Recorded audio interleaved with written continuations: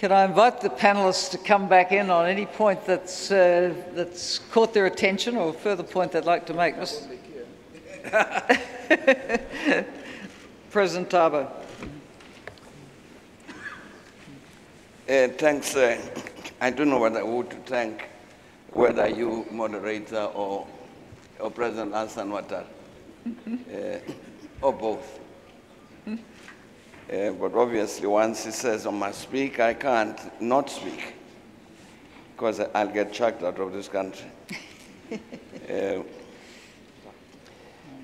But you know, I must say, moderator, that when I saw the invitation to this international conference on the emergence of Africa, it puzzled me, the title. The emergence of Africa. I was saying, where is Africa emerging from? From the sea, dropping from the skies, out of the fog. Until I connected this word to emergent.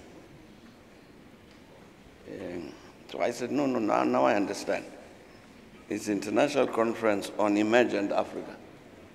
Then I understand.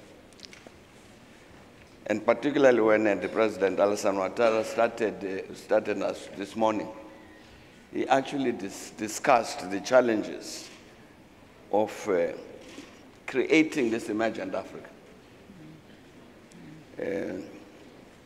In what does this task constitute?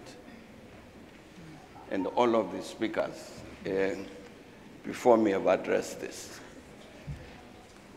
And it seems to me that when people are talking about an emergent Africa, they are talking in terms of an Africa emerging, as was said, out of poverty, eliminating poverty, underdevelopment, all that, and reaching a certain level in terms of the size of the economy and the average size of the GDP per capita. Now you can say this is an Africa that has emerged. So fortunately, I think on this panel we agree with that. And so the task becomes, how do you answer this question? How are you going to ensure that you have this task that has emerged? China contributes, Shell contributes to this part. In the first instance, I think the point that was made by the last speaker, no, second but last, was that we need to understand what constitutes non-emergence. And therefore, what are these objectives that we need to achieve to say we are contributing to an emerging Africa, this emergent Africa? So you'd have to say, what do you do to eradicate poverty? Clearly, you need a source of income which would go to the population in general, which eliminates that poverty.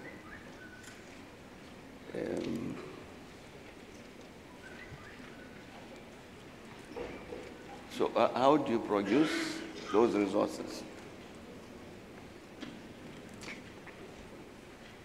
Does it, do the resources come from foreign aid? I think President Ouattara raised this thing earlier, or maybe the President.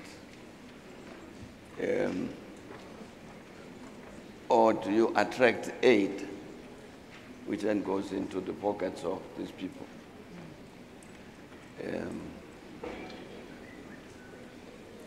And the preference, I think, would be not aid, but our own development. If it's aid, it must come into the economic development of the country to generate the resources which we'll use to finance the elimination of poverty. And hence the point that was made that you therefore need a vision. You therefore need a vision.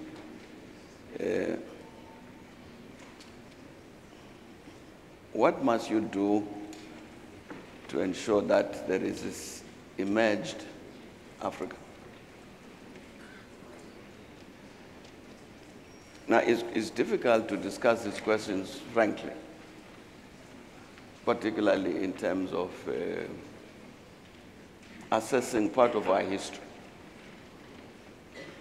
Because I think part of what has happened on our continent is that many of the continent's political leadership, many among those, have not really been interested in achieving this goal. They will make speeches in support of this. But in the practice, these are people who are interested in enriching themselves as quickly as possible. And so that's their vision of development. So the question must arise for this panel. What do we do to make sure that that doesn't happen? Because I think we've seen too many examples, too many cases of that kind of behavior.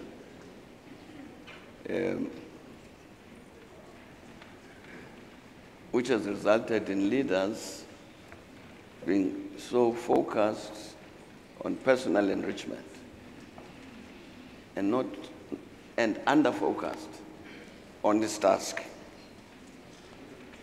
of ensuring the emergence of Africa. And I think that's a challenge.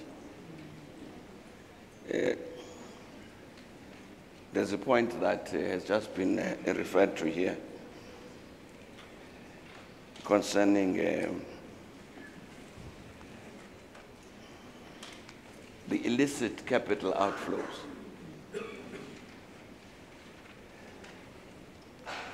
Which are very large in volume relative to the African economy.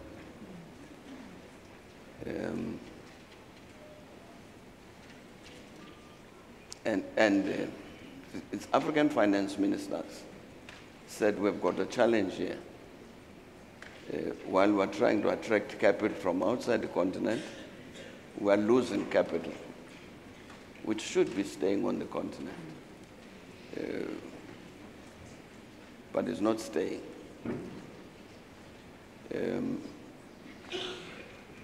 So what do we do about that question? Well, the report has been done. The presidents, you know that, and you approved it and said, let's go to implementation. How hopeful are we that there'll be the kind of action that is needed, that kind of action will be taken?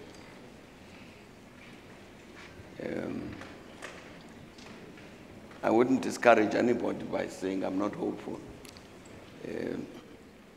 But I'm saying I think that people will act on that matter if there's pressure on them to act.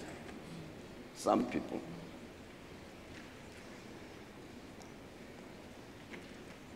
We were discussing with some of the delegates earlier today an issue that arose about ending the war in South Sudan. Because that war means moving away from emergence. So the issue arose, shouldn't the region, IGAD, impose sanctions on the belligerents in South Sudan so that you don't have a situation in which government is losing a lot of money.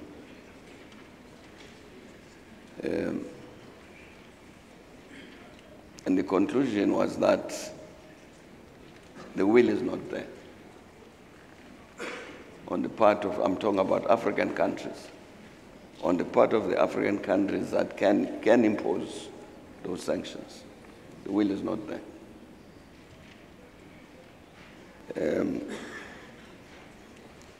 Because they are benefiting from the war.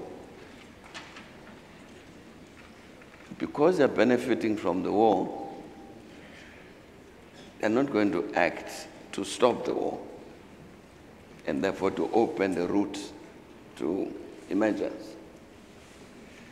So I'm only citing this as various examples because I think we would have to go beyond what has been said. I agree with.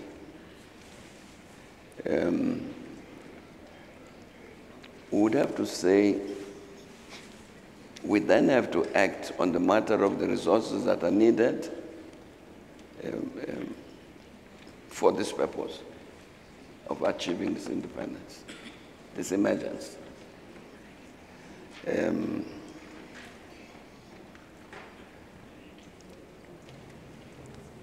So I think it requires that thing of a vision. It also makes a firm commitment towards the ordinary people to act in such a manner that the ordinary people actually do develop.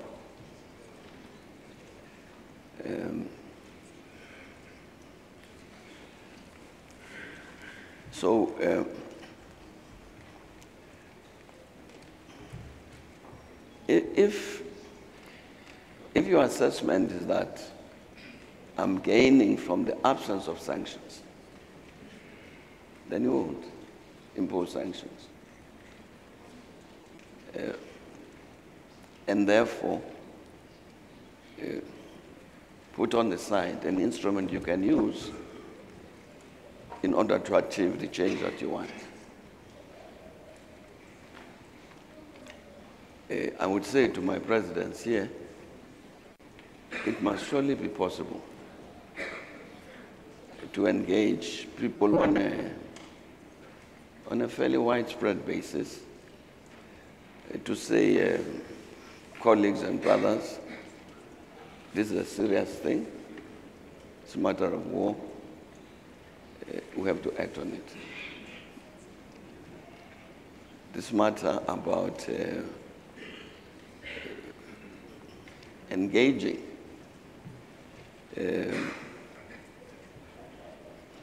well, Marek, let me tell you a specific story about this. We were discussing this thing with the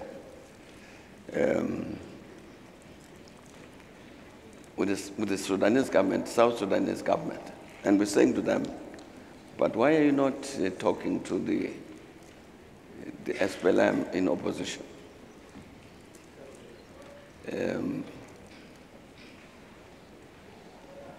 So they say to them, of course we can. But to tell you the truth, they've promised us they will give us something for resisting imposition of sanctions. Now, without our knowledge, SPLM in opposition ever appoint another group from the government side. And they are met. And they say, we've also been met by the SPLM in opposition. And they promised us so much, which was lower than what they promised the first group. They made 3 groups, each time going lower and lower. The consequence of which, the first group said, if we don't get what we're promised, we will sabotage negotiations. So you'd get a division within the government on this matter. Now, how do you handle all of that? So I think it's relatively easy to make a determination about what needs to happen in terms for us to achieve the emergence. Is like this: 1, 2, 3, 4. And the necessary steps you need to get there are 1, 2, 3, 4. Training the people, putting in place the structures, oversight and all that.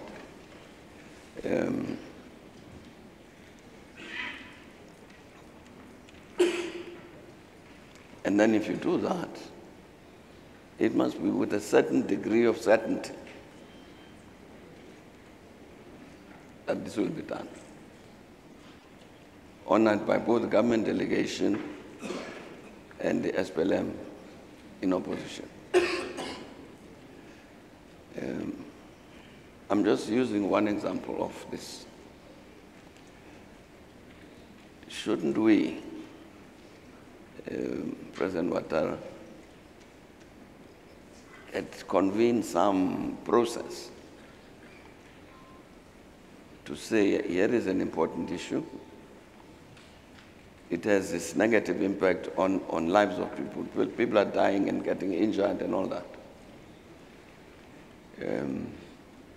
As a consequence of which we can't end the war, we can't begin this process of changing what's happening so that we have development. Should we all get together and not leave it just to the neighbors? Should we get together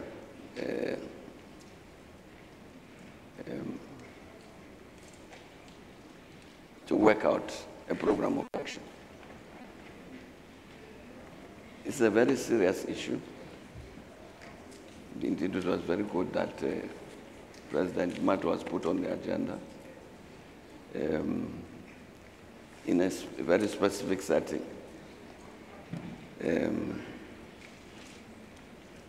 But we need to take other decisions to make sure. If it doesn't, if we don't,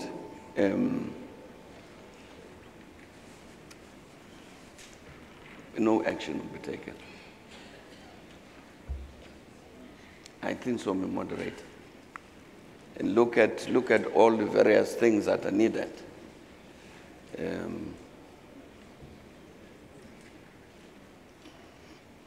I don't know if the US sanctions on oil are still there.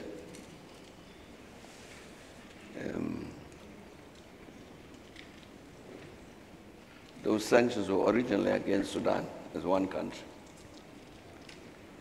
And when it divided into two, they decided part that affected South Sudan, or parts of that. At some point, of course, the South Sudanese are are raising this issue with the Americans, which we also raise with them. I don't know how far that process has gone, because again, the lifting of these oil sanctions would release resources that become part of the resources that you need to achieve this emergence. Should we not be talking to the Americans? So there are a number of issues, Presidents, that I think we need to take to the next step of elaborating a program of action to deal with this matter. Otherwise, I think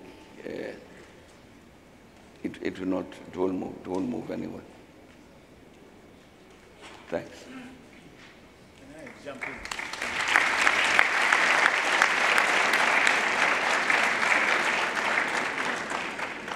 Can I jump in?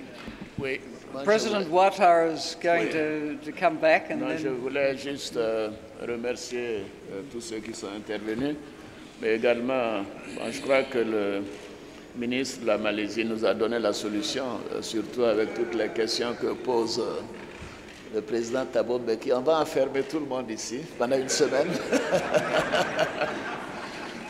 Donc, comme ça, pour avoir... Mais plus sérieusement, évidemment, je comprends les préoccupations évoquées par le président Thabo Mbeki. Il y a 2 ans, nous étions ensemble avec le Nigeria, l'Afrique du Sud et l'Éthiopie, la Côte d'Ivoire, pour essayer de trouver une solution entre le problème du Soudan et du Soudan du Sud. Et maintenant, c'est au Soudan du Sud qu'il y a des problèmes entre les Soudanais du Sud. Bien sûr, ce sont des questions essentielles pour pas seulement la sous-région, mais également le continent. Et nous aurons l'occasion d'en parler demain. Je souhaitais intervenir sur l'aspect budget et accountability et la transparence. Je pense que c'est vraiment essentiel. Notre propre expérience ici, je suis sûr que le Premier ministre Duncan aura l'occasion d'en parler au cours des prochaines séances, que c'est bien ce que nous essayons de faire pour parvenir un peu à construire notre désir d'arriver à l'émergence. C'est pour cela qu'il y a le programme national de développement avec des montants précis des secteurs et ainsi de suite. Et je retiens votre idée d'enfermer les chefs d'entreprise pendant quelques jours pour trouver des solutions spécifiques pour certains projets. Ça, nous ne l'avons pas encore fait. Donc, nous allons... Monsieur le Premier ministre, donc, voilà une suggestion qui va vous aider. Et dire que je voulais aussi demander à Mme Clark s'il pouvait nous autoriser, le président Macky Sall et moi, parce que je sais qu'il devait décoller à 13h30, mais là je vois qu'il est 13h45 passé, puisqu'il sera au Nigeria. Je vais devoir l'accompagner. Non.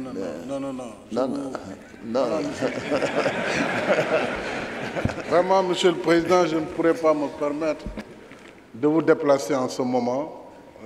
Je me suffirai volontiers de la compagnie du Premier ministre Duncan. Je voudrais, si vous le permettez, faire un petit commentaire, après avoir salué les analyses très pertinentes du président Mbeki, du vice-ministre chinois et du ministre malaisien sur ces expériences fondamentales, mais aussi saluer les points de vue qui ont été développés par les partenaires. D'ailleurs, nous avons de plus en plus de partenaires africains, ce qui rend le combat encore plus soft, peut-être, sur les concepts. Alors, je voudrais dire, rebondissant un peu sur l'analyse du vice-président Makhtar Diop, que la question du risque en Afrique n'est pas encore réglée. Parce que le crédit reste très cher sur la base d'une analyse de risque qui n'existe pas. En vérité, l'Afrique n'a jamais refusé de payer sa dette. Enfin, je ne connais pas moi de pays, sauf cas exceptionnels, qui ne répondent pas à ces obligations à temps réel. Même en Europe, je ne vais pas citer de pays, je crois qu'il y a des pays qui ont des difficultés graves sur la dette. Pourtant, ils sont mieux jugés que le continent africain. Donc il y a un problème de fond. Et ce problème de fond, nous le voyons sur ce que vous avez dit tout à l'heure à Genève, sur la question de l'électricité, par exemple. Depuis plus de 20 ans, nos pays se sont engagés dans la libéralisation du secteur de l'électricité.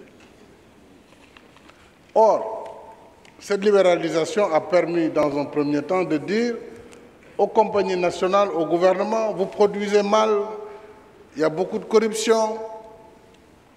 Nous avons libéralisé la production. Mais qu'est-ce qui se passe en réalité?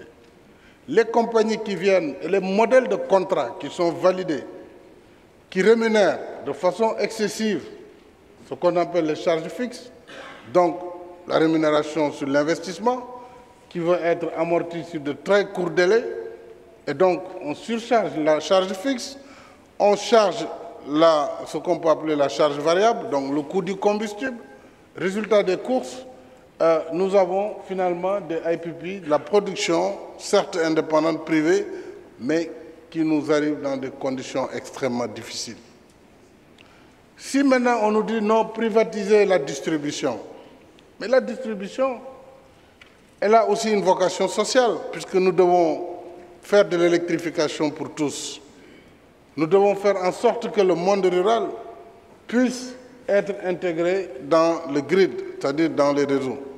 Mais le secteur privé qui vient n'a pas cette vocation. Ce n'est pas forcément sa première préoccupation. Et nous l'avons vu dans certains schémas de libéralisation. Je vais prendre deux exemples très rapidement. L'eau, l'électricité et même un troisième, le rail. Sur la question de l'eau, depuis que les privatisations ont commencé, les schémas de concession qui sont proposés, on nous dit, vous prenez le patrimoine. Donc l'investissement, c'est vous, les forages, les conduites. On transfère la gestion au privé. D'accord, on a des modèles d'affermage, de gestion, mais le risque reste, l'investissement reste dans le portefeuille de l'État. Sur l'électricité, je l'ai dit, mais sur le rail aussi, nous avons fait des concessions. Mais quels sont les investissements réellement qui ont été faits pour moderniser le rail africain? Pas grand-chose. En tout cas, nous, entre Dakar et Bamako, le train roule aujourd'hui, je crois, autour de 26 km à l'heure. S'il roule encore. Donc, voilà la question de fond. Voilà, autant aller à pied, comme dit le président, je m'en arrête là. C'est pour dire simplement que nous sommes très ouverts. Nous sommes très ouverts, nous sommes pour la transparence, mais il faut que les contrats soient plus équitables. Et ça nous repose la question du capital humain. Aujourd'hui, c'est la 4G qui est à la mode en matière de télécommunication. Mais vous voyez que vous mettez en face de grandes compagnies internationales, face à de petites agences de régulation nationale, des gouvernements qui n'ont même pas de ressources en la matière. Et les contrats sont toujours en défaveur des États. Ça aussi, c'est une réalité. Donc, j'aimerais en tout cas m'en arrêter là et remercier les uns et les autres. Et peut-être demander la route si on me l'autorise.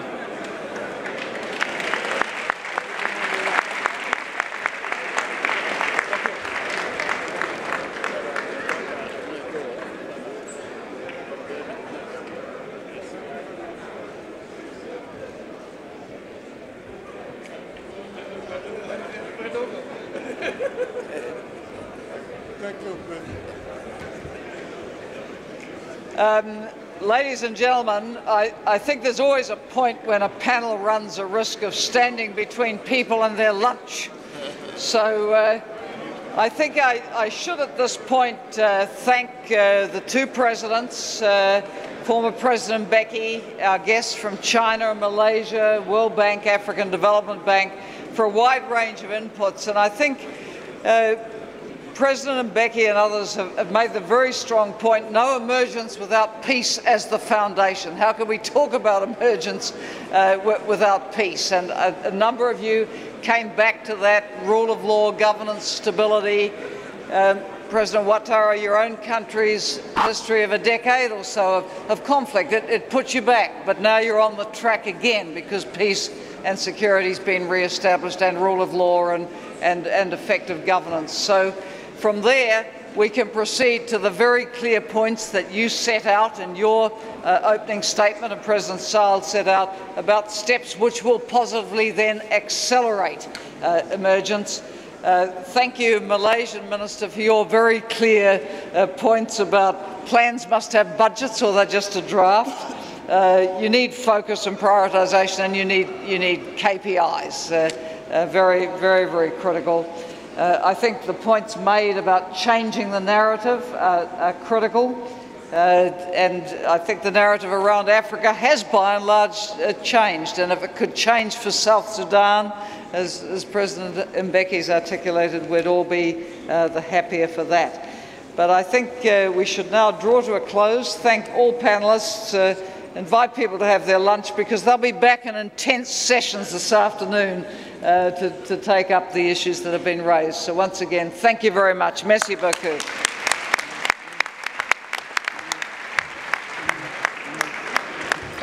Let's go to lunch. Let's go to lunch.